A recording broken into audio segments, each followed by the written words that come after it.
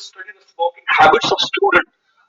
And आपको दिमाग में आता है कि क्या इंदौर और दिल्ली के जो बच्चे यूनिवर्सिटीज में या कॉलेजेस में पढ़ते हैं, do they illustrate the same kind of smoking habits? उनकी स्मोकिंग हैबिट्स ऐसी एक तरीके या डिफरेंट है? यदि एक ऑन एन एवरेज इंदौर में 3 सिगरेट पीता है एक बच्चा, तो क्या दिल्ली में 4 पीता है? तो क्या हम कह पाएंगे कि दिल्ली में स्मोकिंग हैबिट्स ज्यादा ज्यादा सीरियस है? तो ये हमारे दिमाग में प्रश्न उठता है। ये हमारे लिए एक रिसर्च का, यदि मैं उस विषय से संबंधित हूं तो मेरे लिए एक रिसर्च का विषय बनता है। फिर क्या है, मैं जब डॉक्टर के पास जाता हूं तो डॉक्टर के पास मुझे मेरी बीमारी को ठीक करने के 2 ट्रीटमेंट है। वो मुझे एक्स ट्रीटमेंट दे या वाई ट्रीटमेंट दे, वो मुझे एक्स एंटीबायोटिक दे या वाई एंटीबायोटिक दे, which antibiotic would be better for me? ये हमारे लिए प्रश्न उठता है। ये I mean we need to find answer कि भाई मुझे एंटीबायोटिक ए लेना चाहिए कि एंटीबायोटिक बी लेना चाहिए, तो which antibiotic should I go for? ये हमारे लिए बहुत सारा दिमाग में बहुत सारी हमारे प्रश्न छोड़ता है, हमारी जिज्ञासा छोड़ता है कि डॉक्टर मुझे ये ट्रीटमेंट क्यों नहीं दे रहा, ये ट्रीटमेंट देना चाहिए था। कभी कभी हम घर में आके डिस्कशन करते हैं या डॉक्टर ने ऑपरेशन के लिए बोल दिया, नहीं उसको ये करना चाहिए था। तो व्हाई? ये हमारी जो क्वेरीज हमारे दिमाग में आती है, this leads to research formulation. ये रिसर्च फॉर्मुलेशन और बाद में हाइपोथेसिस फॉर्मुलेशन में हमारी मदद करती है। नेक्स्ट, आपको लगता है कि आपका दोस्त है वो हर 6 महीने में अपनी कार को लेके जाता है सर्विस सेंटर पर, उसकी ओवरऑलिंग करवाता है, और आप एक दूसरे विचार के व्यक्ति, आपको लगता है कि ओवरऑलिंग से क्या होता है, मेरी गाड़ी तो बढ़िया चल रही है, why should I take my vehicle to the service centre? तो आपके दिमाग में आता है कि क्या सच में ओवरऑलिंग से गाड़ी की लाइफ में बढ़ोतरी होती है? ये प्रश्न आपके दिमाग में आया, does the overhauling improves the life of a car? तो ये हमारे दिमाग में प्रश्न आया। विल जितने भी हमारे सर्विस सेंटर्स हैं वो ओवरऑलिंग क्यों बोलते हैं कि 6 महीने में हमको ओवरऑलिंग करवानी चाहिए? तो ये that is another problem of research. Does the two makes of bulbs produce the same light? आप बल्ब खरीदने जाते हो, आपके पास बहुत अक्सर मैंने देखा लोग बड़ा कंफ्यूज होते हैं कि एक्स ब्रांड ले या वाई ब्रांड ले, और आप बेसिकली वो ब्रांड चूज करना चाहते हो जो जिसकी लाइट अच्छी हो और जिसकी लाइफ अच्छी हो। तो which brand should you choose? तो ये हमारे लिए एक रिसर्च का विषय है। उसके अलावा अब सबसे बड़ा इंपॉर्टेंट विषय जो आजकल हम सबको प्रभावित कर रहा है कि बहुत सारी वैक्सीन मार्केट में आने वाली है कोरोना को एज ए रेमेडी।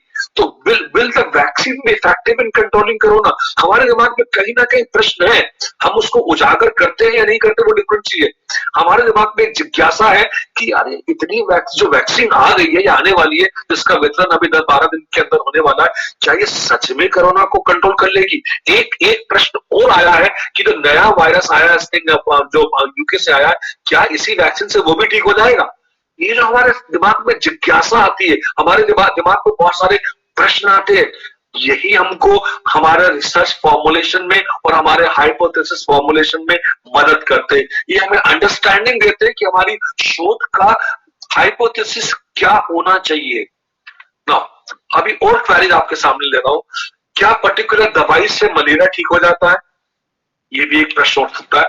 क्या कल्टीवेटर्स जो है जो फर्टिलाइजर्स का यूज कौन ज्यादा करता है? जो खुद की खेती है, खुद की जमीन पे खेती करते हैं, या जो रेंट की जमीन पे खेती करते हैं? अक्सर देखा गया जो रेंटेड जमीन है वहां कल्टीवेटर्स का, वहां फर्टिलाइजर्स का यूज, केमिकल्स का यूज लोग ज्यादा करते हैं, क्योंकि उन्हें परवाह नहीं है।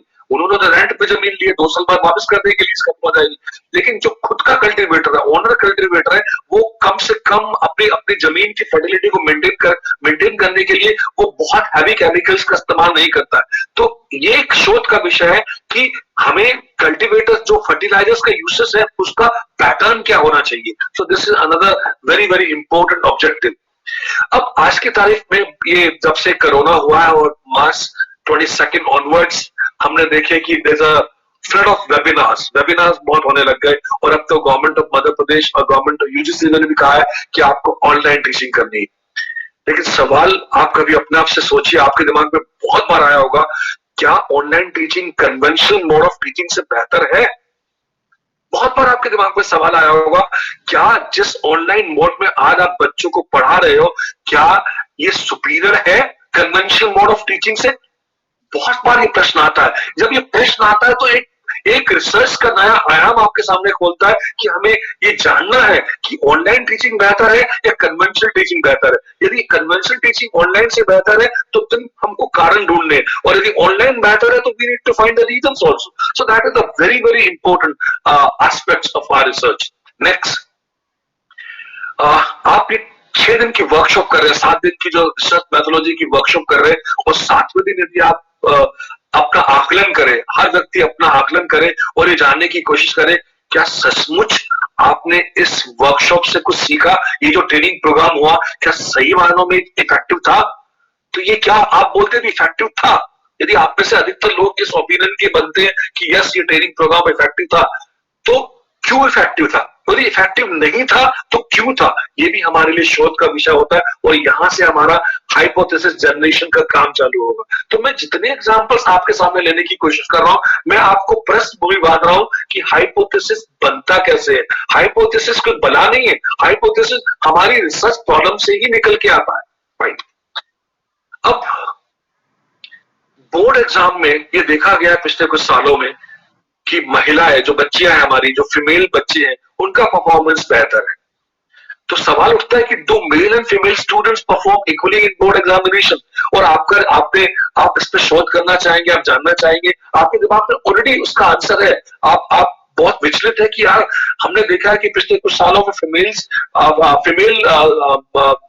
Girls are performing better as compare to males. तो आपके सवाल आपके लिए रिसर्च का विषय हो जाता है, क्यों, why females are performing better as compared to males in board examination, whether you talk about MP board, whether you talk about Madhya Pradesh the CBSE board, or whether you talk about ISC board. Everywhere in the country we find that female children are performing better as compared to male children. So that's a very very important issue of research also. This leads to a lot of queries. Why? The moment जब तक research पे why नहीं होगा, why वो research नहीं होगी. हम क्या करते हैं, what नहीं चाहिए, हम देखते हैं कि इस जिले की जनसंख्या इतनी, ये मेल पॉपुलेशन इतनी, ये तो स्टैटिस्टिक्स है, ये ऐसा क्यों है, एक जिला दूसरे से परफॉर्म बेहतर क्यों करता है, वो हमारे लिए रिसर्च है. तो we need to find the answers to all these query. फिर यदि आप एजुकेशन और क्रिमिनलिटी के बेसिस पे कोई रिसर्च करना चाहते हैं, तो हमारे दिमाग में आता है क्या आपको बहुत साफ, जब रोज सुबह पेपर पढ़ते हो तो आप बहुत बार विचलित होते होंगे कि अधिकतर क्राइम में वो लोग ज्यादा इन्वॉल्व है जो पढ़े लिखे बच्चे हैं, एजुकेटेड बच्चे हैं, जो ऐसे बच्चे जो कॉलेजेस में है वो क्राइम में ज्यादा इन्वॉल्व है. तो आपके दिमाग में सवाल उठता होगा क्या एजुकेशन का क्राइम से कोई लिंकेजेस है? This is another area of research. ये आपको एक अलग हाइपोथेसिस तरफ लेके जाएगा. Then आप अपने प्रोडक्ट को बेचने के लिए एडवर्टाइजमेंट करते हैं. अमिताभ बच्चन आपके प्रोडक्ट को अमिताभ को एडवर्टाइज करता है, शाहरुख खान आपके, विराट कोहली आपके प्रोडक्ट को एडवर्टाइज करता है. तो आपके दिमाग में सवाल उठता है क्या एडवर्टाइजिंग से सही मायनों में मेरे प्रोडक्ट की सेल बढ़ती है कि नहीं बढ़ती है? Again a matter of research for you all.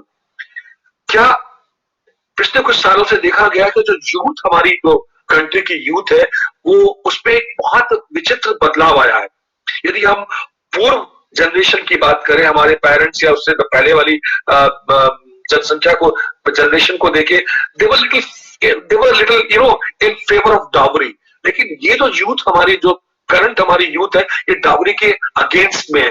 तो क्या सही मायनों में जो हमारी यूथ है वो डावरी के अगेंस्ट में है? यदि आप इस पर स्टडी करते हो, आपको लगता है कि यस, आपका आंसर भी रिसर्च के माध्यम से आता है यस, तो फिर आपको जानना होगा कि क्यों ये यूथ अपने पेरेंट्स से अलग है, अपने दादा से या नानी के जनरेशन से अलग है.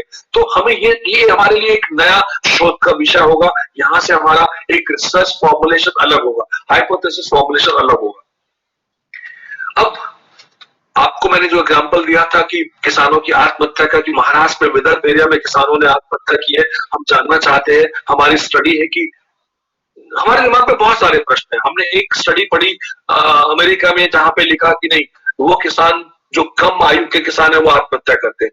तमिलनाडु में हमने एक स्टडी पढ़ी, किसी ने स्टडी करी कि नहीं, जिन लोगों ने कर्ज लिया है वो किसान आत्महत्या करता है. एक स्टडी हमने लेट्स से आंध्र प्रदेश की पड़ी, जिसमें लिखा कि वो किसान आत्महत्या करता है जिसके पास कम जमीन है, छोटा किसान जिसके पास लैंड होल्डिंग कम है. या फिर एक हमने स्टडी पढ़ी पंजाब की, वो किसान आत्महत्या करता है जिसके पास इरिगेशन फैसिलिटीज नहीं होती। अब आपने जितनी ज्यादा ज्यादा से ज्यादा, देखिए मैंने आपसे क्या कहा था कि रिव्यू ऑफ लिटरेचर जितना पढ़ेंगे, हर रिव्यू ऑफ लिटरेचर आपको क्या देगा, एक पैरामीटर देगा। आंध्र प्रदेश की स्टडी ने क्या पैरामीटर दिया कि इनकम कम होना, तमिलनाडु की स्टडी ने क्या पैरामीटर दिया, लैंड का साइज कम होना, पंजाब की स्टडी ने क्या क्या आपको बोला है कि इरिगेशन नहीं होना। तो ये बहुत सारे कारण, जितने जितने आप रिव्यू ऑफ लिटरेचर पढ़ोगे, हर रिव्यू ऑफ लिटरेचर आपको एक कारण देगा, एक पैरामीटर देगा जो आपकी आपकी स्टडी को अफेक्ट करता है। तो अब जब आप इस पर स्टडी करने की कोशिश करोगे, तो आपने बोला कि आपने यदि विदर्भ के लोगों को स्टडी करने की कोशिश करी और आपने वहां पे बोला कि नहीं, क्या वही किसानों ने आत्महत्या की है कि जिन किसानों के पास कर्जा था, तो वो हमारे लिए एक स्टडी हो जाएगी, यहां से हमारा हाइपोथेसिस जनरेट होगा। मैं ये एग्जांपल दोबारा लूंगा 2-4 मिनट बाद, और हर प्रश्न से एक हाइपोथेसिस आपके सामने बनाने की कोशिश करूंगा, जिससे आपकी अंडरस्टैंडिंग होगी कि रिसर्च प्रॉब्लम से हम हाइपोथेसिस कैसे बनाते हैं।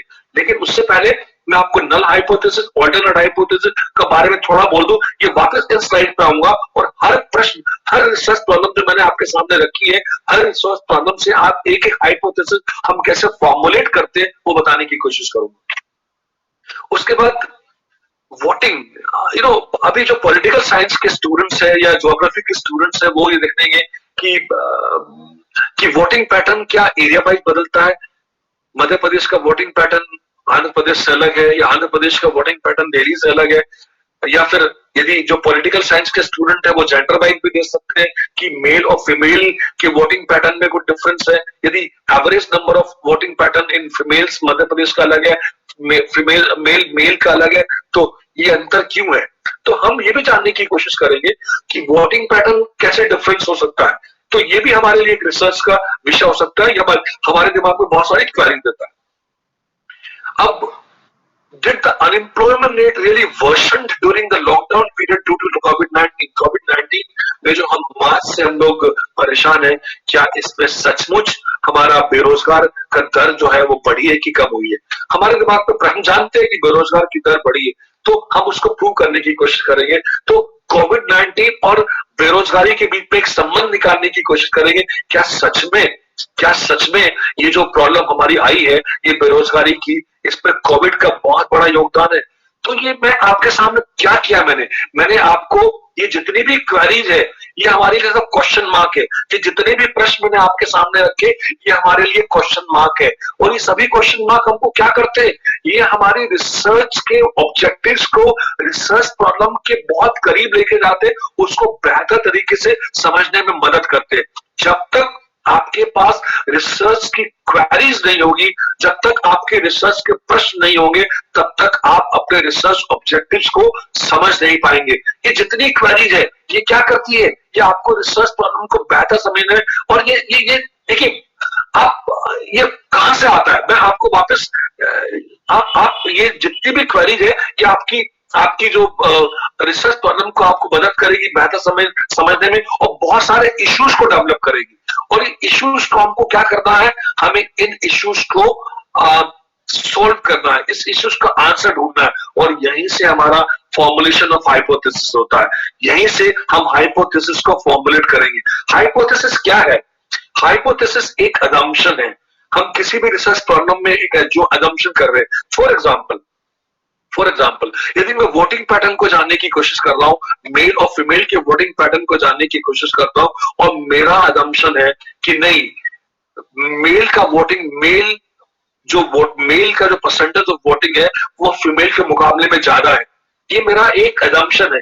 तो मैं क्या करूंगा, इसको प्रूव करने की कोशिश करूंगा, मैं इसको टेस्ट करने की कोशिश करूंगा, क्या सही मायनों में मेल का परसेंटेज ज्यादा है as compare to female when it comes to voting characteristics in our country. तो मैं वहां पर हाइपोथेसिस बनाऊंगा, यहां से फॉर्मुलेशन ऑफ हाइपोथेसिस बनेगा। एक असम्पशन है जिसको मुझे क्या करना है, टेस्ट करना है। So this is what I call hypothesis, and this is how हमारा प्रोसीजर। देखिए वापस वही जो चीज मैं बार बार आपको बोल रहा हूँ, सबसे पहले हमको क्या करना है, हमें एक रिसर्च प्रॉब्लम को फॉर्मुलेट करना है, और रिसर्च प्रॉब्लम को फॉर्मुलेट करने के लिए हमें रिव्यू लिटरेचर को पढ़ना है। जब हम रिव्यू ऑफ लिटरेचर को पढ़ेंगे तो हमारे क्या होगा, हम हमारी स्टडी का एक कंसेप्चुअल फ्रेमवर्क डेवलप होगा। और कंसेप्चुअल फ्रेमवर्क को हम क्या बोलते हैं, हम जब सिनॉप्सिस सबमिट करते हैं, जब पीएचडी की या जब आईडीसी में जो सिनॉप्सिस सबमिट करते हैं, वहां पे लिखा रहता है rational of study. Rational of study क्या है, आपकी स्टडी का एक कंसेप्चुअल फ्रेमवर्क, आपके रिसर्च ऑब्जेक्टिव्स डेवलप होंगे। और रिसर्च ऑब्जेक्टिव जब डेवलप होंगे तो वहीं से आपकी बहुत सारी क्वेरीज दिमाग में आएगी, उन क्वेरीज का आपको आंसर ढूंढना है, तो आप क्या करेंगे, वहां पे फॉर्मुलेशन ऑफ हाइपोथेसिस आएगा। यहाँ पे फॉर्मुलेशन ऑफ हाइपोथेसिस आता है, जिसके बारे में नेक्स्ट चर्चा करने वाला हूं। और आप जब फॉर्मुलेट करेंगे हाइपोथेसिस को, उसको फिर आप डेटा कलेक्ट करेंगे, सैम्पलिंग करेंगे, डेटा को एनालिसिस करेंगे, डेटा का इंटरप्रिटेशन निकालेंगे, और अंत में लास्ट स्टेप क्या है, ड्रॉइंग इन्फ्रेंस। मतलब आप सैंपल को स्टडी करके पॉपुलेशन के बारे में जो इन्फ्रेंस निकालेंगे, वो आपकी लास्ट स्टेप है। आप देखिए, drawing inference and conclusions of the study means आप क्या कर रहे हैं, सैंपल को स्टडी किया आपने, और सैंपल को स्टडी करके पॉपुलेशन के बारे में इन्फ्रेंस निकालने की कोशिश करोगे। This is our last step, जो हमारी लास्ट स्टेप है। This is how we proceed. Now what are the steps which are involved in testing of hypothesis? Fine, आप मुझे 2 मिनट के 1 मिनट का ब्रेक देने की कोशिश करेंगे, जस्ट 1 मिनट ब्रेक। मैं पानी पी लूं, चलेगा? Can I have a glass of water? Sure sir, बिल्कुल sir.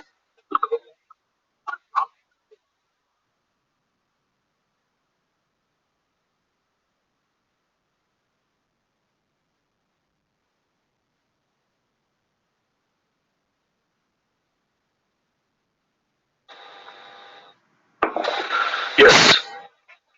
Now, what are the steps which are involved in testing of hypothesis?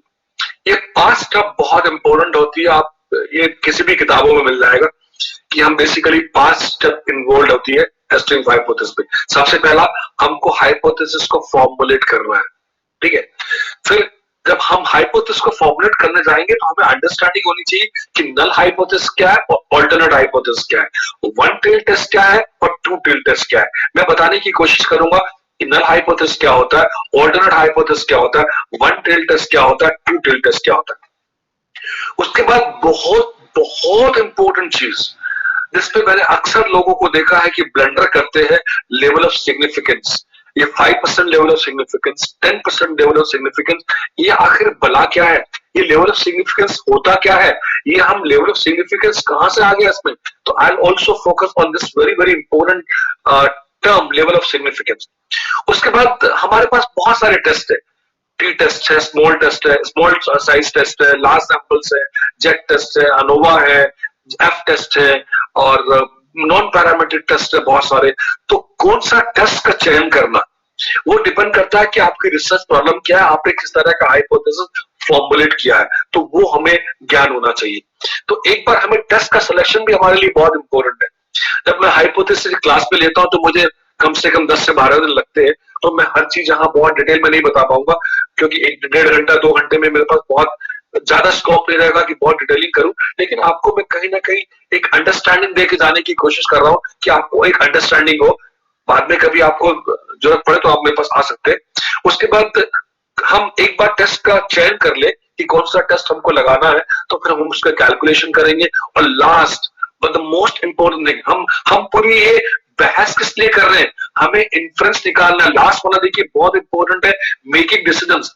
हम किसको स्टडी करेंगे, सैंपल को स्टडी करेंगे और पॉपुलेशन के बारे में इन्फ्रेंस निकालेंगे।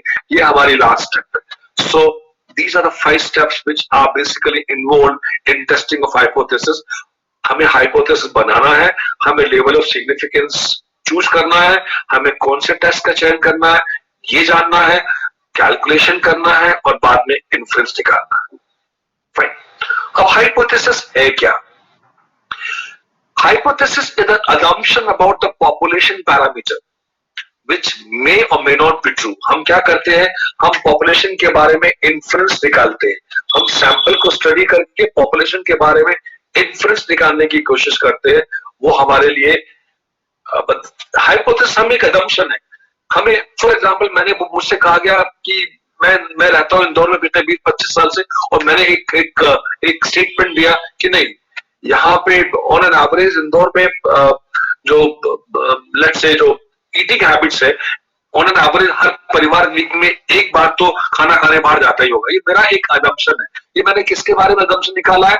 इंदौर की पूरी जनसंख्या के बारे में, हाउस होल्ड के बारे में। ये सही भी हो सकता है, ये गलत भी हो सकता है। तो ये स्टेटमेंट रहेगा। यदि मैं सिर्फ स्टेटमेंट देता हूं तो वो स्टेटमेंट रहेगा, लेकिन यदि इस स्टेटमेंट को मैं टेस्ट करता हूं कि मेरा स्टेटमेंट सही है या गलत है, तो वो तब क्या हो जाएगा? तब ये हाइपोथेसिस में बदल जाएगा। सो assumption about the parental population which needs to be tested and वो टेस्ट करते हैं हम, तो दैट बिकम्स अ हाइपोथेसिस। ये हमारे लिए हाइपोथेसिस है। यदि सिर्फ मैं स्टेटमेंट देता हूं, वो स्टेटमेंट सिर्फ देता हूं, उसकी मैं कोई भी टेस्टिंग नहीं करता हूं, सिर्फ स्टेटमेंट दे देता हूं, तो वो मेरे लिए एक स्टेटमेंट है। It would convert into a hypothesis the moment I test my hypothesis. So what is testing of hypothesis? What is hypothesis? Hypothesis is an assumption about the population which needs to be tested. यदि hypothesis word बोल रहा हूं तो हमें उसको test करना है कि उसकी जो वो सही है या गलत है, जो मैं स्टेटमेंट बोल रहा हूं। तो यदि मैं उसको सही या गलत प्रूव करने की कोशिश करता हूं तो वो हाइपोथेसिस होगा, अदरवाइज वो एक स्टेटमेंट होगा। फाइन। और ये हाइपोथेसिस दो तरह का हो सकता है, एक नल हाइपोथेसिस, एक ऑल्टरनेट हाइपोथेसिस। अब ये स्लाइड बताने के बाद में वो पुराने जो स्लाइड है, दो स्लाइड जिसमें मैंने बहुत सारे एग्जांपल्स लिए थे, उस पर जाने की कोशिश करूंगा। नल हाइपोथेसिस क्या होता है? यदि मैंने एक पूरी बड़ी पॉपुलेशन को स्टडी नहीं किया, इंदौर की जनसंख्या फॉर एग्जांपल मुझसे कहा जाए कि इंदौर में जो एवरेज एज है लोगों की, लेट्स से वो 45 साल है, ठीक है। और मैंने इसको जानने के लिए मैंने एक सैंपल निकाला और मैंने 400 लोगों का सैंपल निकाला और कोशिश ये की जो मेरा सैंपल है वो एक रिप्रेजेंटेटिव सैंपल हो। तो मैंने अपने सैंपल से निकाला और जो इंदौर की जो, देखिए अब मैं जब इंदौर की, मुझसे कहा जाए कि इंदौर की जो पॉपुलेशन है उसका एवरेज एज 45 ईयर्स है, एक मेरा अजम्पशन है जो भी मुझसे कहा गया, लेकिन मैंने सैंपल निकाला, सैंपल में मेरी एवरेज एज, मैंने जो भी मेथोडोलॉजी फॉलो की हो, मेरी एवरेज एज आई है 43 इयर्स। अब इसमें जो 45 था उसको मैं म्यू से कैलकुलेट, उसको मैं म्यू बोलता हूं। Mu is a parameter of population, it is a parameter. Parameter means मैंने आपको शुरू में दो चीज बताई थी, यदि हम पॉपुलेशन कैरेक्टरिस्टिक्स के बारे में बात करेंगे वो पैरामीटर हो जाएगा, यदि मैं सैंपल के कैरेक्टरिस्टिक्स के बारे में बात करूंगा तो वो मेरे लिए क्या हो जाएगा? वो मेरे लिए क्या हो जाएगा? स्टैटिस्टिक्स हो जाएगा। तो क्या म्यू क्या इंडिकेट करता है? पॉपुलेशन मीन को, और एक्स बार क्या इंडिकेट करता है? सैंपल मीन को। अब मेरे सामने सवाल उठता है, क्या सैंपल मीन और पॉपुलेशन मीन बराबर है? बराबर है। मैंने आखिर, मेरी कोशिश क्या थी? मैं पॉपुलेशन को स्टडी नहीं कर पा रहा था, मैं सैंपल को स्टडी किया हूं और उसके बाद सैंपल को स्टडी करने के बाद मैं पॉपुलेशन के बारे में इन्फ्लुएंस निकालने की कोशिश कर रहा हूं। तो मेरा नल हाइपोथेसिस क्या होगा कि सैंपल मीन और पॉपुलेशन मीन में कोई अंतर नहीं है, तो x bar is equal to mu, there is no significant difference between sample mean and population mean. ये मेरा नल हाइपोथेसिस हो जाएगा। लेकिन यदि मुझे लगता है कि नहीं, दोनों में अंतर है, सैंपल मीन और पॉपुलेशन मीन दोनों एक सही के आंसर नहीं आ रहे, तो क्या हो जाएगा? सैंपल मीन नीचे वाला वो हमारे लिए क्या हो जाएगा? ऑल्टरनेट। जब डिफरेंस आता है पैरामीटर और स्टैटिस्टिक्स में, वो ऑल्टरनेट हाइपोथेसिस होता है। जब there is no difference between parameter and statistics, that becomes null hypothesis. तो ऊपर वाला हमारा नल हाइपोथेसिस है, नीचे वाला हमारा ऑल्टरनेट हाइपोथेसिस है। Means there is no difference, means जो सैंपल हमने निकाला है, सैंपल और पॉपुलेशन के जो कैरेक्टरिस्टिक्स है, सैंपल के पॉपुलेशन के रिजल्ट बराबर है, तो वो नल हाइपोथेसिस है। यदि सैंपल के रिजल्ट पॉपुलेशन से मेल नहीं खाते हैं तो हमारे लिए क्या हो जाएगा? Alternate hypothesis. अब ये सब मैं आपको पुरानी वाली स्लाइड्स पे वापस लेके जाता हूं, जिसमें आपको अंडरस्टैंडिंग होगी। जब मैंने बहुत सारी रिसर्च की, आपको ये चीजें दी थी। अब मैंने आपसे पहला एक रेस किया था, मैंने कॉइन को उछाला और उस कॉइन ने मुझे 8 बार हेड दिया। मैंने एक कॉइन को 10 बार उछाला, उसमें से वो कॉइन 8 बार मुझे हेड आया। अब मैं आपसे पूछता हूं कि क्या हाइपोथेसिस होगा?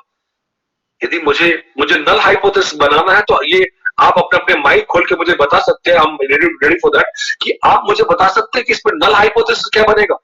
एक कॉइन को मैंने 10 बार उछाला और 8 बार वो हेड आया, तो मुझे नल हाइपोथेसिस बनाना है, तो नल हाइपोथेसिस क्या होगा? Can somebody help me? कोई बता सकता है? What will be the null hypothesis? क्या बोल रहे हैं? चलिए छोड़िए, इसमें तो बहुत टाइम लग जाएगा, मैं बताता हूँ। तो नल हाइपोथेसिस देखिए, एज ए रिसर्चर मुझे अपना किसी के प्रति भी पक्षपात शो नहीं करना है। I have to be absolutely independent, I need to be absolutely fair. मुझे बहुत फेयर रहना है, मुझे किसी के प्रति प्रिजुडिस नहीं होना है। मैं कोई फेवर नहीं करूंगा, मैं ना हेड को फेवर करूंगा, टेल को फेवर करूंगा। तो मैं तो बोलूंगा एज ए रिसर्चर, मैं बोलूंगा कॉइन इज अनबायस्ड। यदि कॉइन में कोई खराबी नहीं है, तो आप बोलेंगे सर फिर कॉइन में कोई खराबी नहीं है तो 10 बार उछालने में 5 बार अड़ाना चाहिए, तो 5 बार टेल आया ना। तो ये डिफरेंस कैसे है? इसको हम क्या करेंगे? टेस्ट करेंगे। तो नल हाइपोथेसिस क्या होगा कि coin is absolutely unbiased, coin में कोई खराबी नहीं है, ये हमारा नल हाइपोथेसिस हो जाएगा। और यदि मैं बोलता कॉइन इज बायस्ड, तो वो क्या हो जाएगा हमारे लिए? वो मेरे लिए क्या हो जाएगा? Alternate hypothesis. दूसरे एग्जांपल पे आते हैं, क्या राइस और व्हीट को बराबर में प्रेफरेंस दिया जाता है एक गांव में? यदि मैं हाइपोथेसिस बनाता हूं कि rice and wheat are equally preferred, तो ये क्या हो जाएगा मेरे लिए? Null hypothesis. राइस और व्हीट को इक्वल प्रेफरेंस है, दोनों में कोई सिग्निफिकेंट डिफरेंस नहीं है। यदि मैं बोलता हूं नहीं, राइस और व्हीट का इक्वल प्रेफरेंस नहीं है, ये हमारे लिए क्या हो जाएगा? Alternate hypothesis. Are you getting my point? यदि हम ये देखते हैं कि एक शहर में या एक स्टेट में मेल और फीमेल बच्चे बराबरी में पैदा होते हैं, तो उनकी number of male and number of females की पैदाइश में संख्या में कोई अंतर नहीं है, तो वो हमारे लिए क्या हो जाएगा? Null hypothesis. ऑल्टरनेट हाइपोथेसिस क्या हो गया? नहीं, मेल और फीमेल बराबर में पैदा नहीं होते हैं, वो हमारे लिए ऑल्टरनेट हाइपोथेसिस हो जाएगा। आप मशीन खरीदने जाते हैं, ए मशीन और बी मशीन, आप यदि आपके दिमाग में है, आपसे बोला था नल हाइपोथेसिस बनाइए। यदि मैं नल हाइपोथेसिस बनाता हूं कि the performance of A is equal to performance of B, दोनों के परफॉर्मेंस में कोई सिग्निफिकेंट अंतर नहीं है, ये हमारे लिए नल हाइपोथेसिस हो जाएगा। लेकिन मैं बोलूं नहीं, ए मशीन और बी मशीन के परफॉर्मेंस में अंतर है, तो वो हमारे लिए क्या हो जाएगा? ऑल्टरनेट हाइपोथेसिस हो जाएगा। यदि for example smoking habit study करनी हो मुझे दिल्ली के यूनिवर्सिटी और इंदौर यूनिवर्सिटी के बच्चों की, और मैं बोलूं कि दोनों सिटीज के, दोनों यूनिवर्सिटीज के बच्चों की स्मोकिंग हैबिट्स में कोई अंतर नहीं है, तो वो हमारे लिए क्या हो जाएगा? नल हाइपोथेसिस हो जाएगा। और यदि बोलूं नहीं, दोनों में अंतर है, तो वो हमारे लिए क्या हो जाएगा? ऑल्टरनेट हाइपोथेसिस हो जाएगा। एक डॉक्टर आपको एक्स ट्रीटमेंट भी दे सकता है, वाई ट्रीटमेंट भी दे सकता है। डॉक्टर बोलता है दोनों बराबर है, कोई भी दे देता हूं, तो वो डॉक्टर के दिमाग पे क्या है? Null hypothesis. उसके लिए एक्स ट्रीटमेंट और वाई ट्रीटमेंट दोनों बराबर है, तो वो नल हाइपोथेसिस है। लेकिन डॉक्टर बोलता है नहीं, मैं उसको वाइड में ये पर्टिकुलर ट्रीटमेंट, दोनों ट्रीटमेंट बराबर नहीं है, तो वो उसके लिए क्या हो जाएगा? ऑल्टरनेट हाइपोथेसिस हो जाएगा। ठीक है, आपको समझ आया ये ऑल्टरनेट नल हाइपोथेसिस क्या है? यदि मैं बोलता हूं कि वैक्सीन आने से कोरोना कंट्रोल हो जाएगा, ये क्या होगा?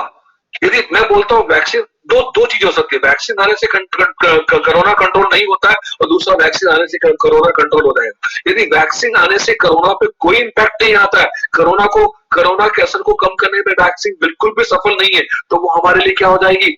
Null hypothesis. कोरोना वैक्सीन बिल्कुल भी सफल नहीं हो रही है कोरोना को कंट्रोल करने में, वैक्सीन का कोरोना के रेमेडी में कोई सिग्निफिकेंट इंपैक्ट नहीं आ रहा है, तो वो हमारे लिए नल हाइपोथेसिस हो जाएगा। लेकिन यदि वैक्सीन कोरोना को कंट्रोल कर पा रही है, तो वो हमारे लिए ऑल्टरनेट हाइपोथेसिस हो जाएगा।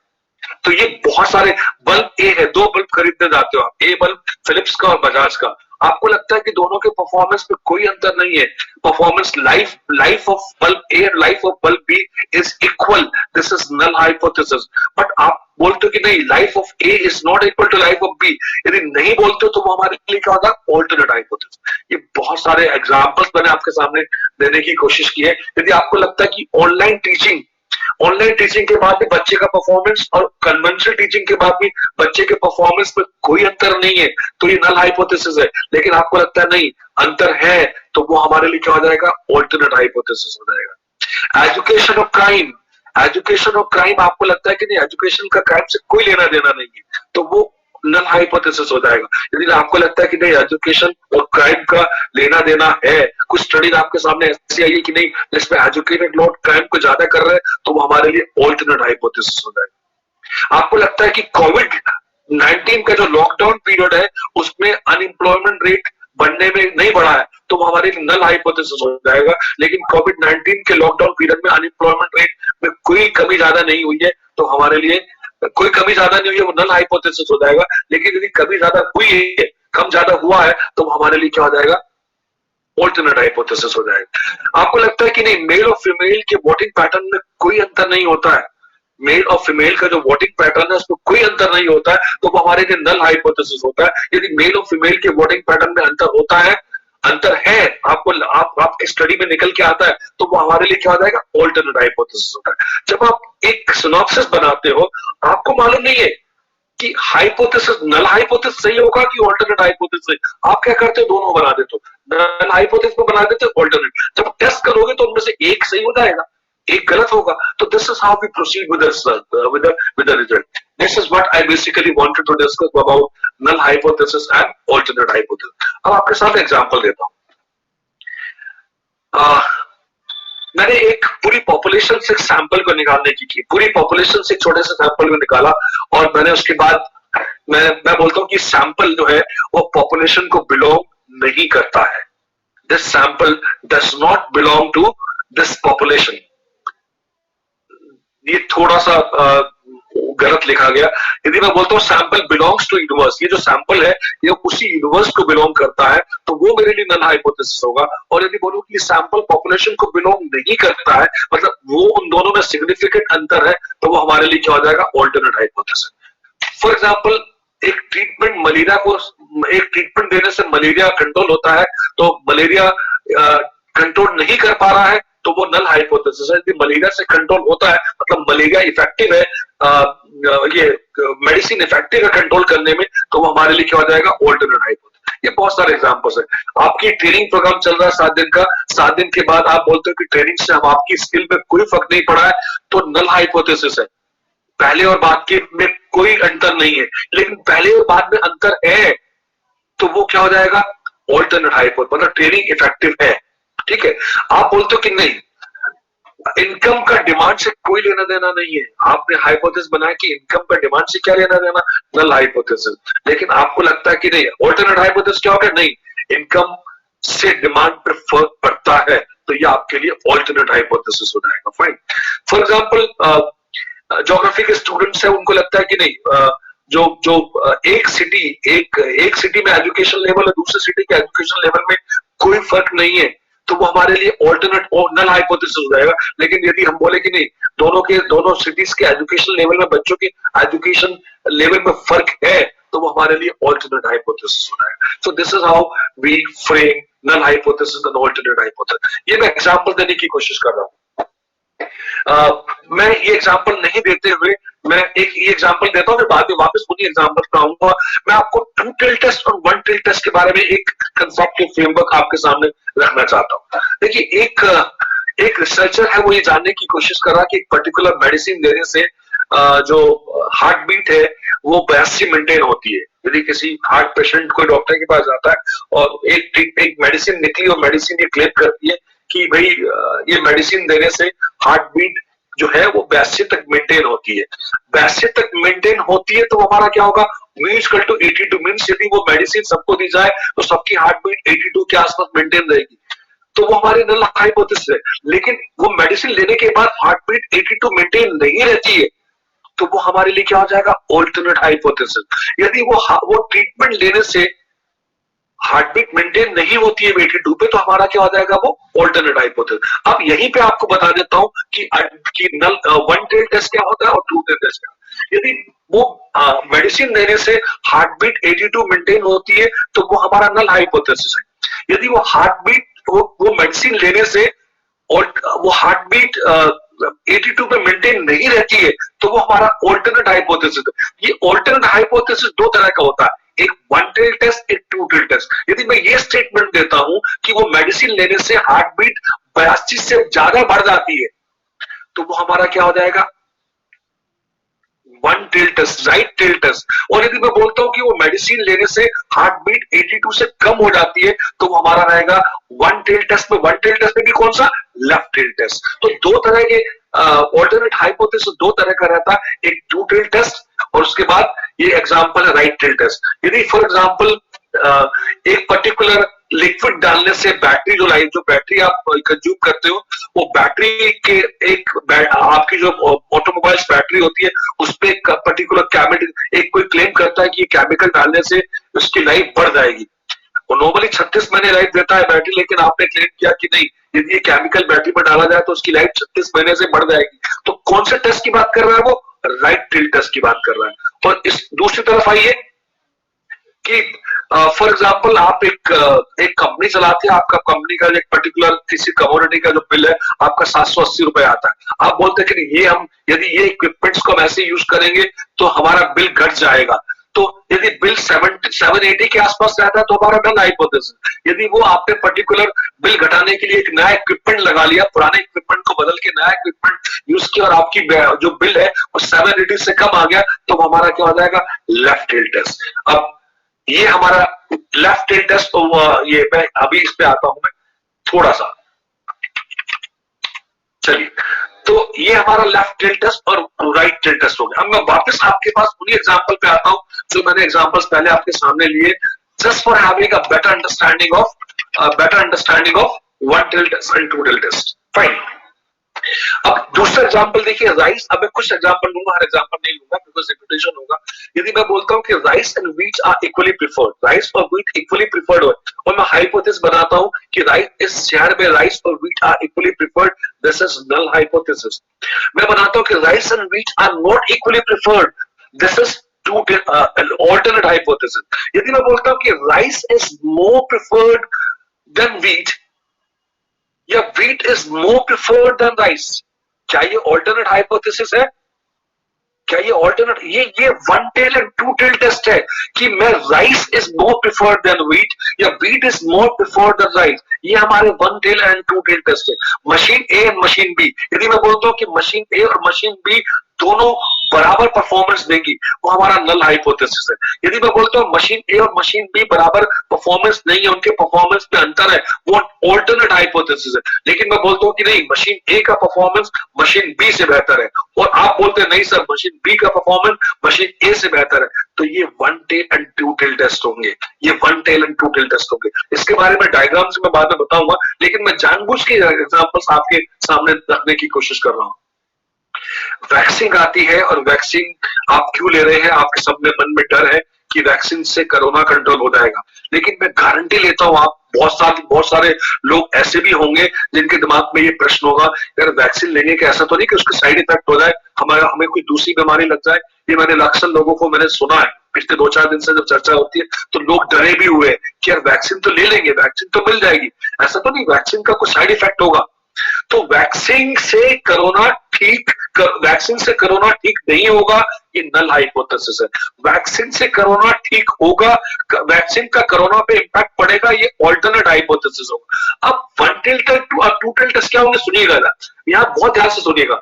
वैक्सीन का कोरोना को ठीक करने में कोई प्रभाव नहीं रहेगा, वैक्सीन से कोरोना पे कोई इंपैक्ट नहीं रहेगा, तो वो क्या होगा हमारा? हेलो, कोई प्रश्न है मैम? कोई प्रश्न था क्या? चलिए, एम आई ऑडिबल? मैं सुन पा रहा हूं मुझे? Yes sir. ओके। यदि वैक्सीन आने से कोरोना पे कोई फर्क नहीं पड़ता है तो वो हमारे नल हाइपोथेसिस। यदि वैक्सीन आने से कोरोना पे इंपैक्ट पड़ता है तो वो ऑल्टरनेट हाइपोथेसिस। अब इंपैक्ट दो भी हो सकते हैं, एक पॉजिटिव एक नेगेटिव। वैक्सीन आने से कोरोना ठीक होगा, ये पॉजिटिव इंपैक्ट है, ये वन टेल टेस्ट हो गया। दूसरा भी वन टेल टेस्ट क्या हो सकता है? वैक्सीन आने से कोरोना तो ठीक नहीं हुआ, लेकिन कोरोना तो ठीक हो गया, लेकिन नेगेटिव इंपैक्ट आ गया, और साथ में बीमारियां, और कोरोना तो ठीक हो गए साथ में, लेकिन उसके साइड इफेक्ट आपको आ गए, तो ये हमारा वन टेल टेस्ट हो गया। तो वन टेल टेस्ट लेफ्ट भी हो सकता है, राइट टेल भी हो सकता है। तो ये आपको बताने की कोशिश कर रहा हूं कि नल हाइपोथेसिस क्या होता है, ऑल्टरनेट हाइपोथेसिस क्या होता है, और वन टेल टेस्ट क्या होता है, और टू टेल टेस्ट क्या होता है। सो this is what I explain you till now. उसके बाद अब आते हैं कि अभी मैं आपको लेवल ऑफ सिग्निफिकेंस पे नहीं आया हूं, फाइन, थोड़ा टाइम लगेगा लेवल ऑफ सिग्निफिकेंस पे आने पे, लेकिन उससे पहले जब आप हाइपोथेसिस करते हैं पॉसिबल आउटकम्स, जब आप हाइपोथेसिस को टेस्ट करेंगे तो ये पॉसिबल आउटकम्स है, जो किताबों में आपने अक्सर पढ़ा होगा, इसमें कुछ भी नई बात नहीं है। मैं हाइपोथेसिस क्लेम करता हूं कि पूरी पॉपुलेशन का मीन कितना, म्यू, ठीक है, उसमें से हमने सैंपल निकाला, सैंपल का मीन कितना, एक्स बार। मैं हाइपोथेसिस बनाता हूं कि mu is equal to x bar, ये हमारे लिए क्या हो गया, नल हाइपोथेसिस। ऑल्टरनेट हाइपोथेसिस क्या हो जाएगा, mu is not equal to x bar, ये हमारा ऑल्टरनेट हाइपोथेसिस हो जाएगा। जब आप हाइपोथेसिस टेस्टिंग करेंगे तो आप चार तरह के निर्णय लेते हैं, चार तरह के निर्णय, पांचवा निर्णय आप ले ही नहीं सकते, चार चार ही निर्णय आपके सामने होते हैं। पहला, जो आपने नल हाइपोथेसिस बनाया है वो एक्सेप्ट करें, वो एक्सेप्ट हो जाए। दूसरा, वो सही है, उसको एक्सेप्ट कर लिया जाए। दूसरा, वो सही है, उसको रिजेक्ट कर दिया जाए। तीसरा, वो गलत है, उसको रिजेक्ट कर दिया जाए। वो गलत है, उसको एक्सेप्ट कर लिया जाए। ये चार निर्णय, ये चार निर्णय, इसके अलावा आप कोई निर्णय नहीं लेते हैं। फॉर एग्जाम्पल, फॉर एग्जाम्पल मैं, मेरा नल हाइपोथेसिस सही है और उसको एक्सेप्ट कर लिया जाता है, तो this is a correct decision. जो मैंने फर्स्ट कॉलम में ग्रीन से लिखा है, H0 is true and it is accepted. Normally हम accepted नहीं बोलते हैं, do not reject बोलते हैं। इस पे, इसके बारे में मैं बाद में आऊंगा, अभी पहले इसकी बेसिक अंडरस्टैंडिंग जान लेंगे। H0 is true, H0 सही है और उसको एक्सेप्ट कर लिया जाता है, so this is a correct decision. Fine. H0 is true मतलब ए मशीन और बी मशीन में कोई सिग्निफिकेंट अंतर नहीं है, और जो यूजर्स है, मैंने मैंने 100 लोगों को, देखिए मैंने 100 लोगों को मशीन बोली, 100 लोग हैं जो मशीन, जिनके पास ए मशीन भी है घर में और बी मशीन भी है। अब देखिए एक एग्जांपल लेके आपको बताने की कोशिश कर रहा हूं, ये एग्जांपल आपको बेहतर क्लैरिटी देगा। 100 परिवार ऐसे चूज कर लिए जिनके पास एलजी मशीन भी है घर में और वॉशिंग मशीन सैमसंग के, बहुत सारे परिवारों में दो दो वॉशिंग मशीन रहती है। तो मैंने ऐसे 100 लोगों को सिलेक्ट किया और वो इस एलजी और वॉशिंग मशीन को पिछले 2 साल से यूज कर रहे हैं। मैंने उससे पूछा कि भाई इन दोनों के परफॉर्मेंस में कोई अंतर है, ठीक है, मुझे मालूम है। देखिए H0 हमने हाइपोथेसिस क्या बनाया था कि दोनों के परफॉर्मेंस में कोई सिग्निफिकेंट अंतर नहीं है, दोनों का परफॉर्मेंस बराबर है।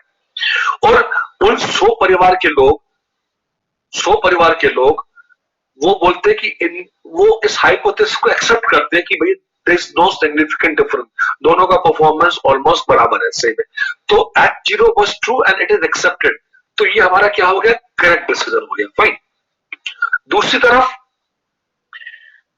हाइपोथेसिस सही है, 100 में से 95 लोग बोलते हैं कि there is no significant difference, लेकिन 5% लोग ऐसे बोलते हैं कि नहीं, वो बोलते हैं कि नहीं यार, ए मशीन और बी मशीन के परफॉर्मेंस में बराबरी नहीं है, देयर इज सिग्निफिकेंट डिफरेंस, दोनों के परफॉर्मेंस में सिग्निफिकेंट डिफरेंस है।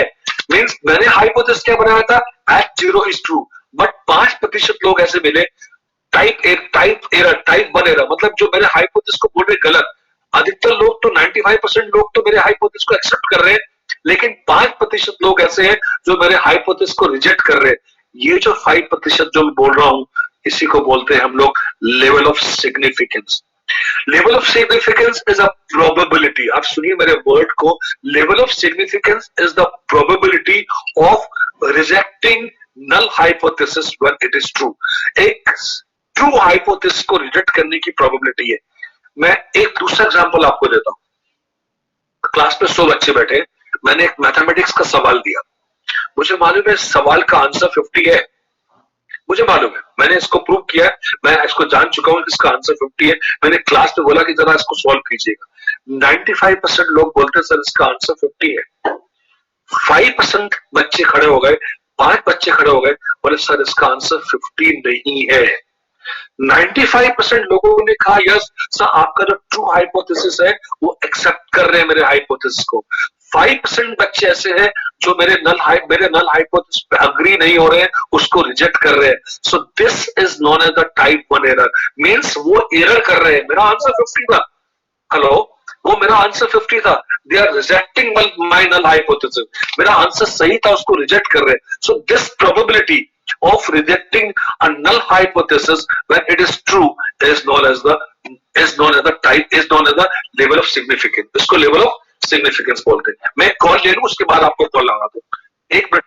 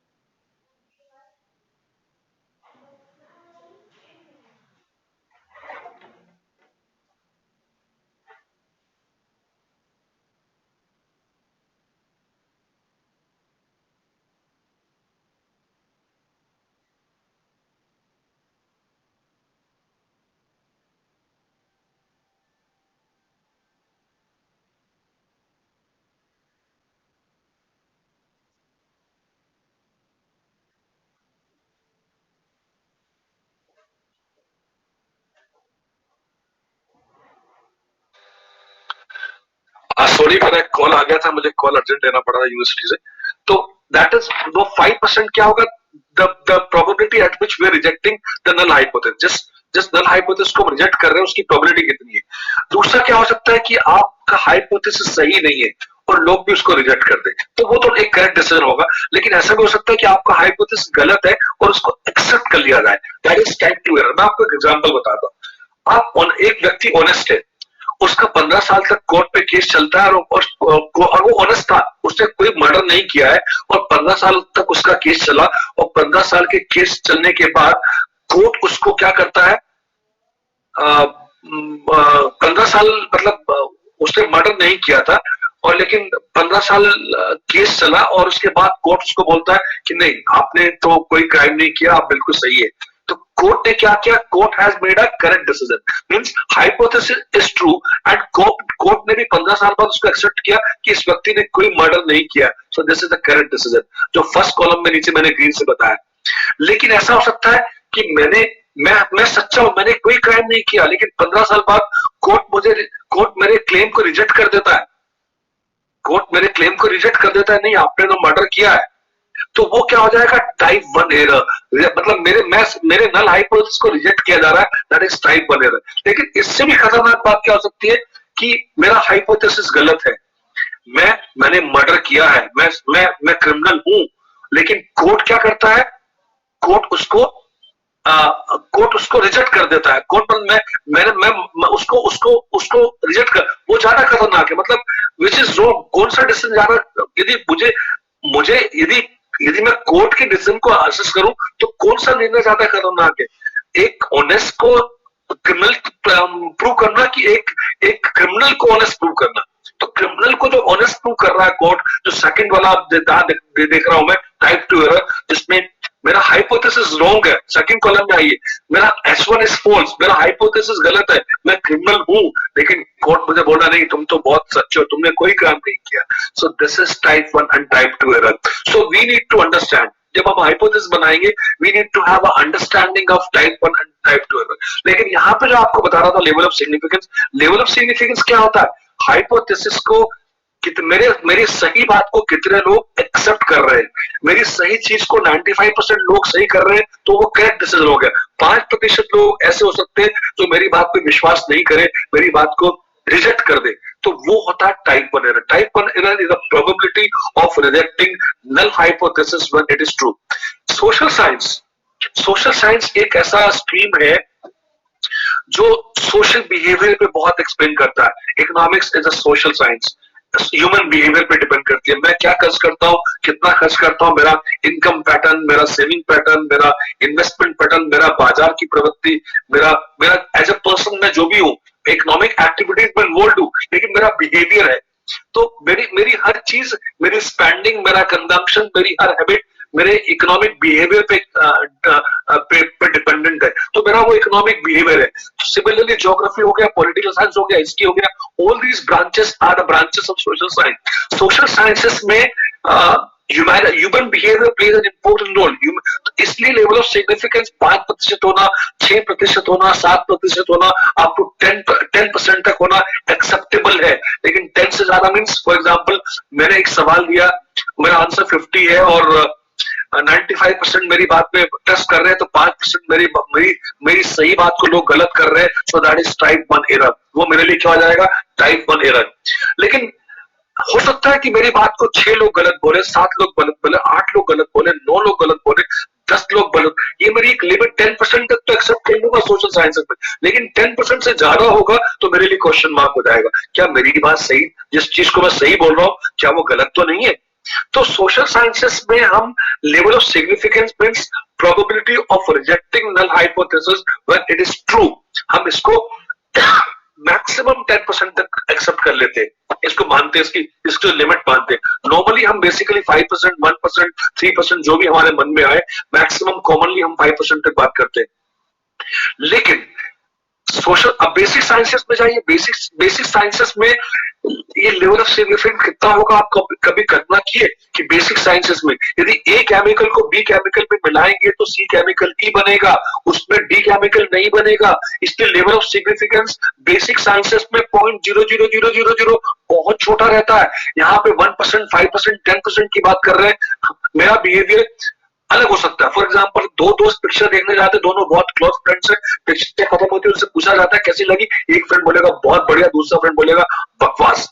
तो ये ह्यूमन बिहेवियर है। ये बदलाव सोशल साइंसेस में आ सकता है, लेकिन साइंसेस में, बेसिक साइंसेस में नहीं। ए केमिकल को बी केमिकल में मिलाओगे तो किसी भी लैबोरेटरी में बनता हो, हिंदुस्तान के किसी कोने में, वर्ल्ड के किसी कोने में मिलाओ तो सी केमिकल बनता है, तो सी केमिकल ही बनेगा। वहां पे ये जो टाइप 1 एरर है, इसके होने की जो प्रोबेबिलिटी है वो बहुत छोटी होगी, बहुत छोटी, मिनिमाइज। हम किसकी बात करते हैं? 6 सिग्मा की बात कर रहे हैं। हम क्वालिटी स्टैंडर्ड की बात करते हैं तो 6 सिग्मा से भी आगे की एडवांसमेंट है। आज आप खरीद लीजिए, एक जमाना होता था, आज से 30 साल पहले एक टीवी खरीद के लाते थे तो घर पे आके आपको डर लगता था कि चलेगा कि चलेगा, उसको डब्बे पे मारते थे तब चलता। आज की तारीख में जमाने गए। आज की तारीख में क्वालिटी स्टैंडर्ड इतने हाई है कि आप 4 लाख टीवी खरीद लेंगे, 4 के 4 लाख टीवी चलेंगे, कोई दिक्कत नहीं आएगी। तो ये टाइप 1 एरर बहुत छोटा होता है बेसिक साइंसेस में, लेकिन सोशल साइंसेस में नो, ये 5%, 8%, 9%। एक ही ओपिनियन, एक ही बात पे मेरा ओपिनियन आपसे अलग हो सकता है। माई ओपिनियन में भी different from that of yours. हम एक ही विषय पे चर्चा कर रहे हैं, एक ही मीटिंग में, मेरा ओपिनियन बिल्कुल डिफरेंट हो सकता है आपके ओपिनियन से। तो दिस इज टाइप 1 एरर। मेरी सोच आपसे कितनी अलग है। सो this is type 1 means the probability of rejecting null hypothesis when it is true. So we need to have an understanding of this thing, level of significance. So level of significance क्या है? It is the probability of rejecting null hypothesis when it is true. इसको हम alpha से indicate करते हैं, ये type 1 error है। और बीटा क्या होता है? Committing type 2 error. यदि हम टाइप 1 एरर कर रहे हैं उसकी प्रोबेबिलिटी अल्फा है, और बीटा क्या है? टाइप 2 एरर की प्रोबेबिलिटी को हम बीटा बोलते हैं। Beta is more dangerous as compare to alpha. Beta में हम अल्फा में क्या कर रहे हैं? सही चीज को रिजेक्ट कर रहे हैं, तो ठीक है, वो भी गलत है, लेकिन हम सही चीज को रिजेक्ट कर रहे हैं। बीटा क्या है? हम गलत चीज को एक्सेप्ट कर रहे हैं। We are accepting a wrong null hypothesis, we are rejecting a true hypothesis, that is a probability alpha.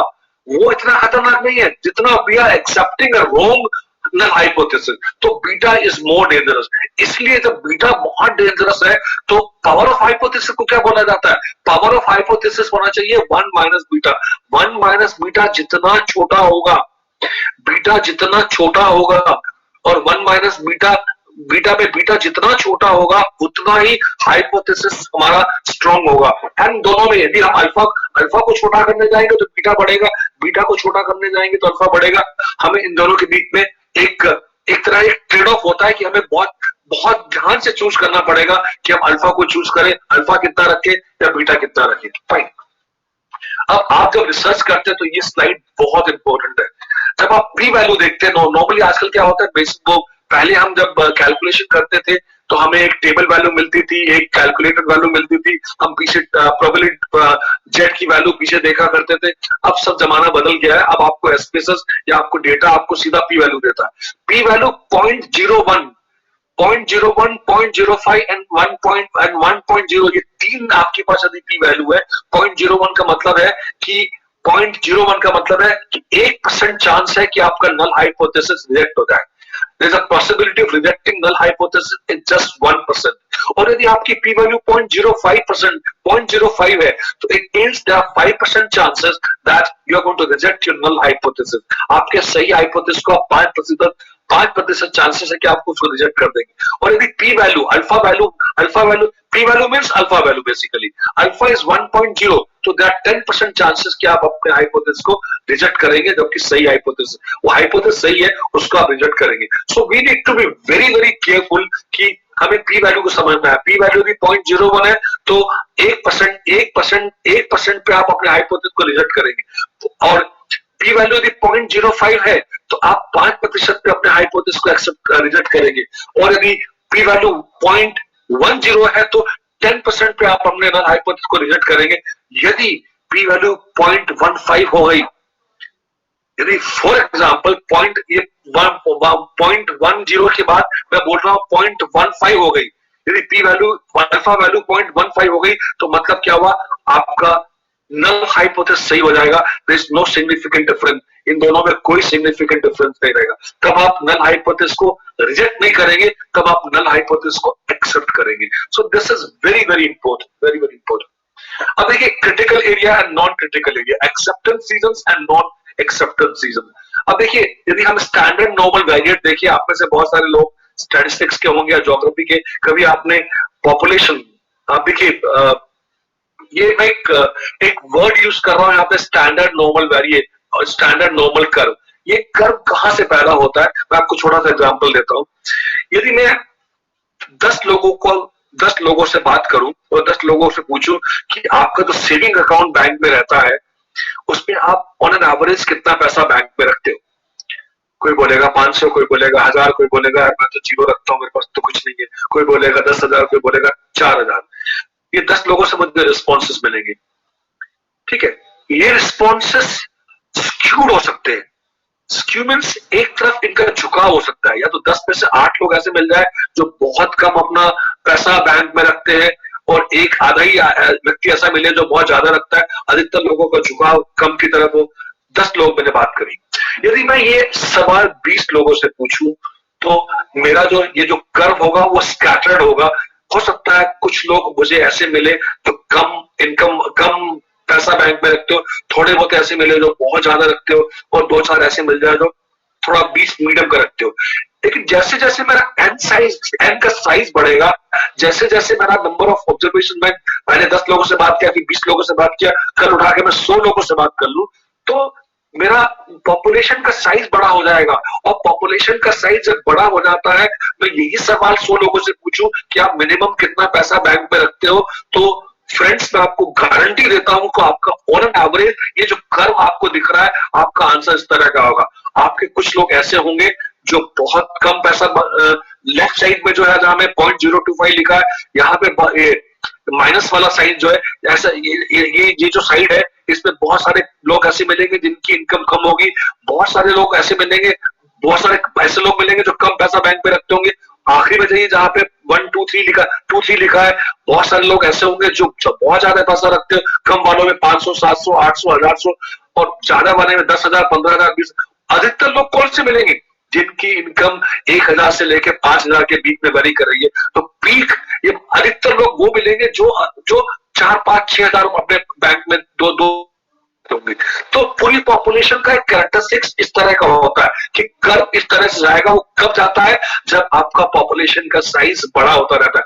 इसको हम बोलते हैं स्टैंडर्ड नॉर्मल कर्व, इसको बोलते हैं normal curve.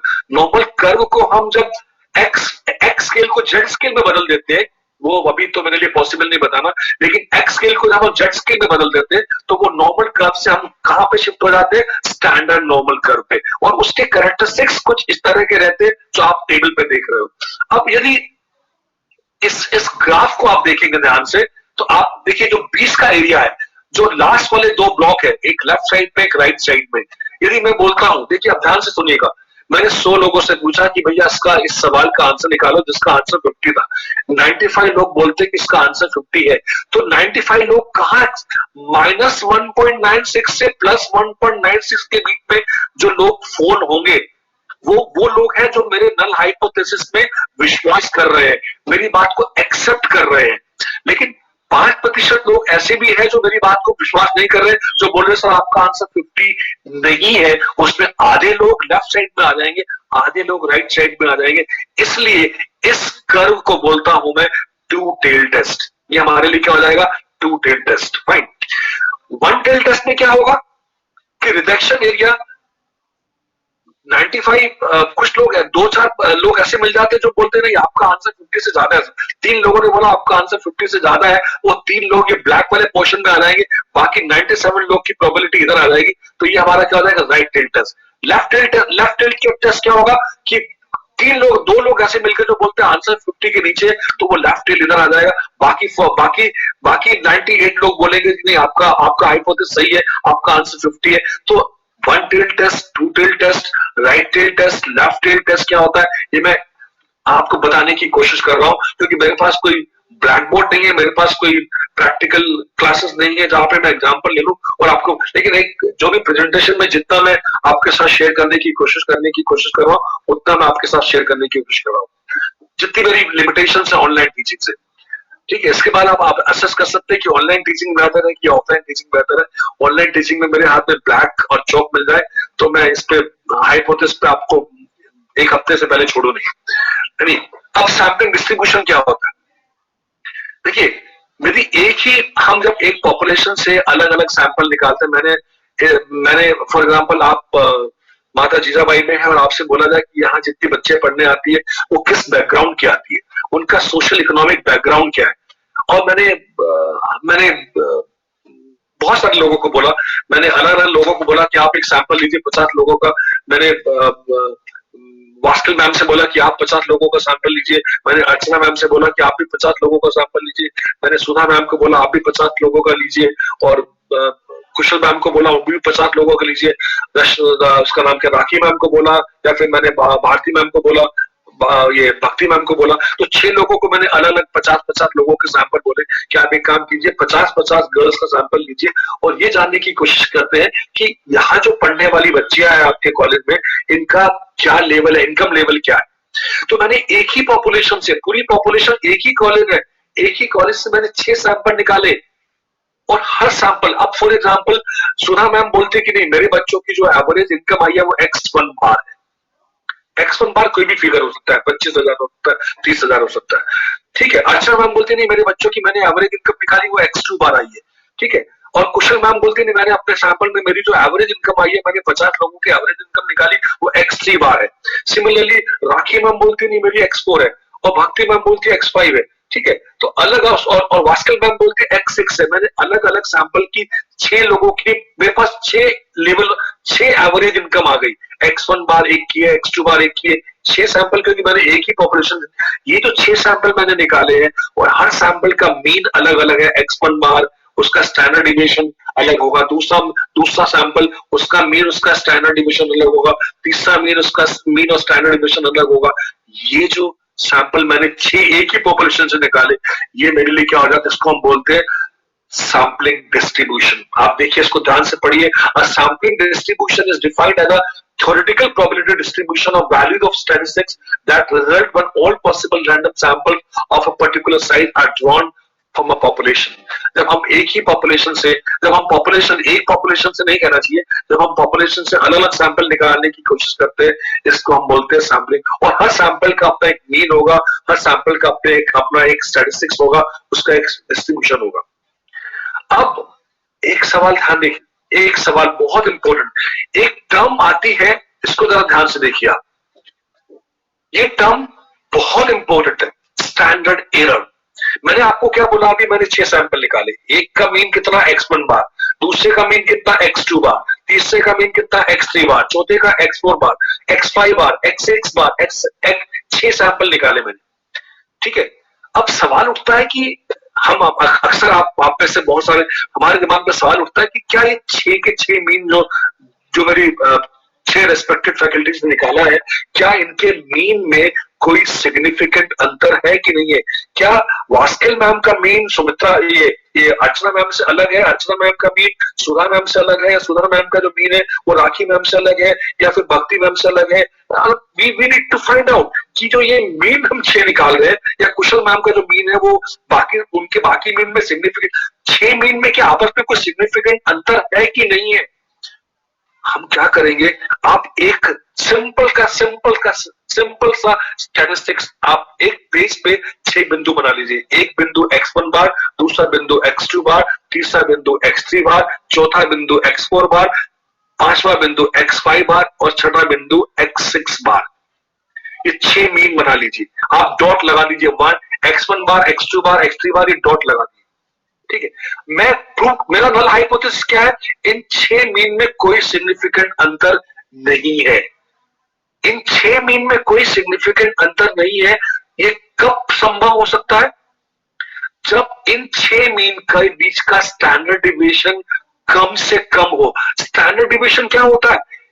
how data are scattered in a series, how data are deviated in a series, how data are placed in a series, how data are deviated in a series. ये छह point है, x1 बार, x2 बार, x3 बार, ये छह के छह बीच के बीच में मैंने हाइपोथेसिस बना, नल हाइपोथेसिस कि इनके बीच में सिग्निफिकेंट अंतर है कि नहीं है। ये सिग्निफिकेंट अंतर कब नहीं होगा, जब ये छह मीन खसक के एक ही पॉइंट पे आ जाएंगे। छह मीन जब खसक के एक ही पॉइंट पे आ जाएंगे तो इनके बीच का स्टैंडर्ड डिविएशन ऑलमोस्ट जीरो हो जाएगा।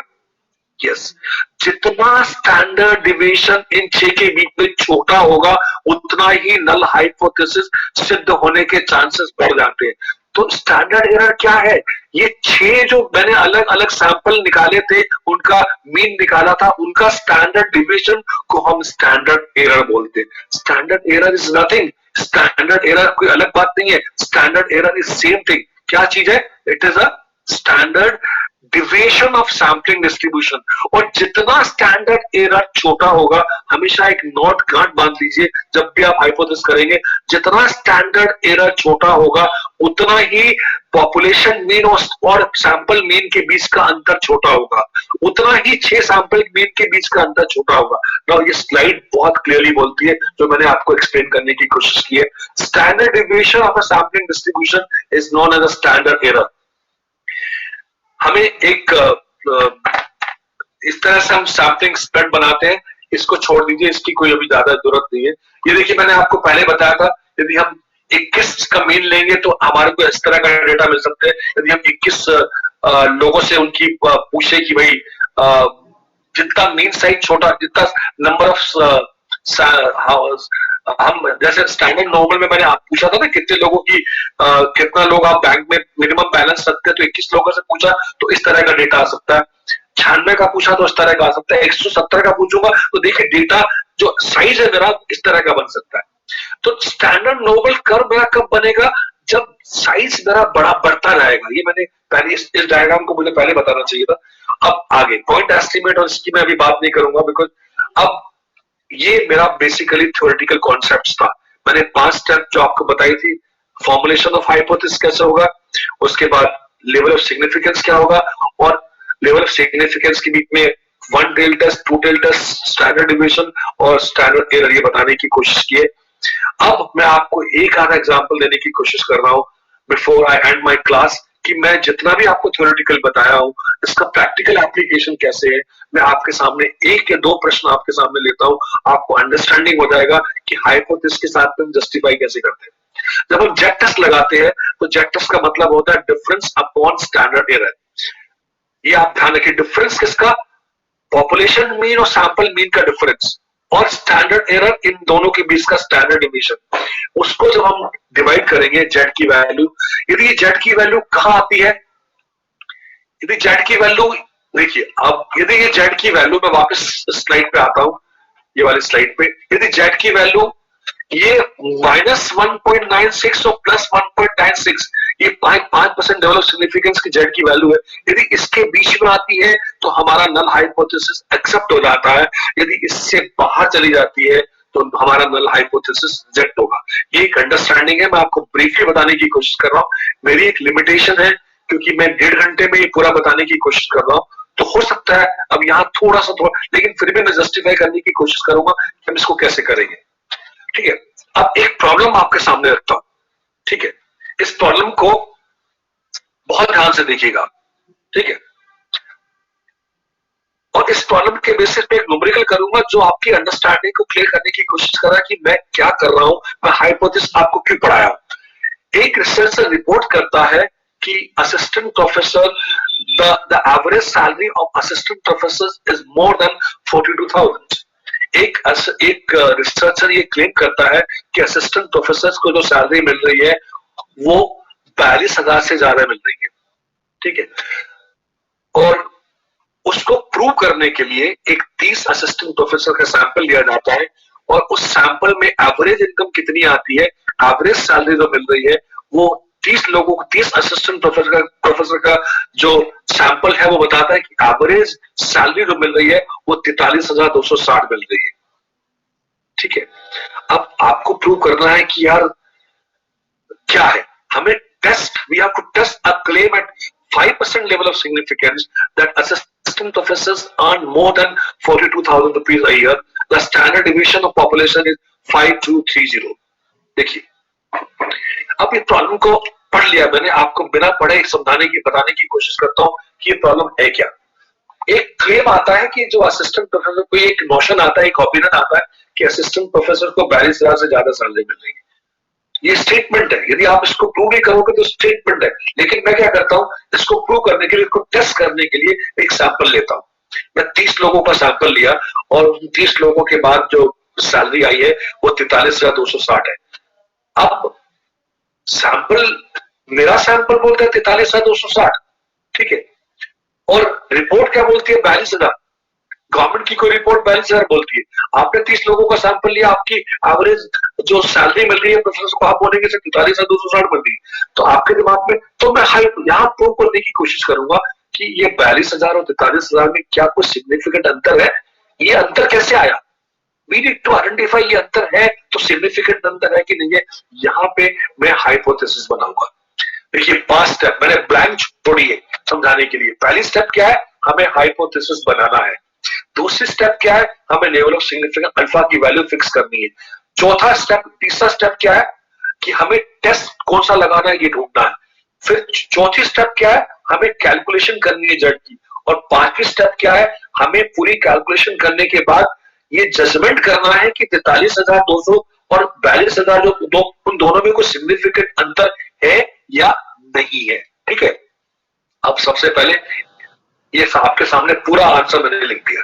हाइपोथेसिस क्या बनाएंगे, नल हाइपोथेसिस क्या बनेगा कि एवरेज इनकम के एवरेज सैलरी कितनी है, 42,000। क्लेम कितनी कर रहा है वो, 42,000 से ज्यादा है। तो ये mu is equal to 42,000 rupees is the null hypothesis and mu is more than 42,000 rupees is right tail alternative test, right tail alternative test। Level of significance उसने पहले ही बोल दिया कि आपको 5% पे इसको टेस्ट करना है और 5% पे जेड की वैल्यू 1.69 है, 6.5। ये जेड टेस्ट पे 1 पर गलत आ गया, 1.65 यहाँ पे मिस्टेक है। ठीक है, हम जेड टेस्ट लगाएंगे। अब डिफरेंस कितना, रिपोर्ट क्या बोल रही है 42,000, आपके रिजल्ट क्या बोलते हैं 43,260। तो 43,260 माइनस 42,000, ये हमारा डिफरेंस हो गया। स्टैंडर्ड डिविएशन, स्टैंडर्ड डिविएशन क्या होता है, स्टैंडर्ड डिविएशन, ये स्टैंडर्ड एरर क्या होगा, standard deviation divided by √n। तो 5230 was the standard deviation divided by √30। तो ये जब जेड की वैल्यू आएगी 1.32। अब ये 1.32 आ गई। ये 1.32 कहां आई, ये 1.32 एक्सेप्टेंस रीजन में आती है कि रिजेक्शन रीजन में आती है। आप देखिए 1.32 1.65 से रिजेक्शन एरिया कहां से स्टार्ट हो रहा है, 1.65 से स्टार्ट हो रहा है और हमारी रेट की वैल्यू कितनी, 1.32। तो 1.32 is falling in acceptance region. मतलब क्या हुआ, मतलब क्या हुआ, हमारा नल हाइपोथेसिस सही था। कि नल हाइपोथेसिस मतलब हमारा नल हाइपोथेसिस क्या बताया था हमने कि रिपोर्ट और सैंपल में कोई अंतर नहीं है। मींस ये अंतर, तो आप बोलेंगे सर जब रिपोर्ट और सैंपल में अंतर नहीं है तो फिर 43,260 कैसे आ गया। रिपोर्ट, जब रिपोर्ट 42,000 बोलती है तो हमारे सैंपल में भी 42,000 चाहिए था। तो हो सकता है तो आपने सैंपल 30 लोगों का लिया, वो सैंपल रिप्रेजेंटेटिव नहीं हो। मैंने क्लास आप जब स्टार्ट की थी तो मैंने आपको बताया था कि हो सकता है कि मेरा सैंपलिंग ठीक नहीं हो या डेटा कलेक्शन का मेथड ठीक नहीं हो, डेटा मैंने जैसे कलेक्ट किया वो सही नहीं हो। अदरवाइज रिपोर्ट बिल्कुल सही है कि जो असिस्टेंट प्रोफेसर को सैलरी मिलती है और 42,000 मिलती है। मींस इन दोनों में कोई सिग्निफिकेंट अंतर नहीं है। ये जो अंतर आपका आ रहा है ये बाई नॉन कंट्रोलेबल फैक्टर्स है। आपके हाथ में नहीं है। आपने या तो डेटा गलत कलेक्ट कर लिया है या सही कलेक्ट नहीं किया या सैम्पलिंग मेथड आपका 30 लोगों का जो सैंपल है हो सकता है वो रिप्रेजेंटेटिव नहीं हो, इसकी वजह से। तो this is how we deal with hypothesis. Understanding ये पी वाला ये हम बाद में लेंगे। So this is what I basically wanted to give an idea कि ये हाइपोथेसिस होता क्या है। तो थैंक यू सो मच, जितना मुझे टाइम मिला इसमें बहुत कुछ है हाइपोथेसिस में। एक एक टेस्ट हम कब लगाते हैं, कैसे लगाते हैं, एक एक टेस्ट के कैरेक्टरिस्टिक्स क्या होते हैं, नॉन प्रोबेबिलिटी पैरामीट्रिक टेस्ट कब लगते हैं, पैरामीट्रिक टेस्ट कब लगना चाहिए, क्या लगना चाहिए, अभी तक किताबों में हम जो पढ़ते आए वो बहुत डिफरेंट होता है, जब हम प्रैक्टिकली इसको करने जाएंगे तो आप पाएंगे लॉट ऑफ डिफरेंसेस। तो जितना मुझे टाइम मिला, मैंने टाइम आपका बहुत ज्यादा लिया है, मुझे 1-1.5 घंटे का बोला गया था, फिर भी मैंने ज्यादा लिया, कोशिश की है। आप कोई दिक्कत हो you can contact me. So thank you so much Sudha ma'am, thank you so much Mata Jijabai college for inviting me and giving me chance to interact with you also. Thank you so much. Thank you so much.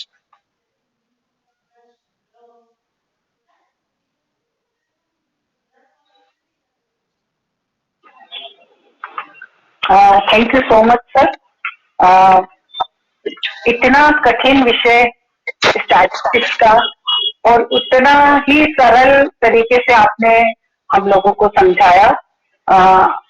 मैंने जब आपसे समय लिया तो मुझे लग रहा था कि आप इतने बिजी शेड्यूल में से हमें समय कैसे देंगे, और जब आपने समय दिया और पूरी तरीके से हमें इतना कठिन विषय hypothesis, sample survey, two tailed test, one tailed test, level of significance, probability कैसे रिजेक्ट होंगी, टाइप एरर, 1 एरर, 2 एरर, तो किस तरीके से आपने हमको नल हाइपोथेसिस और सिग्निफिकेंस ऑफ लेवल सभी पॉइंट्स को एक एक करके आपने कवर किया।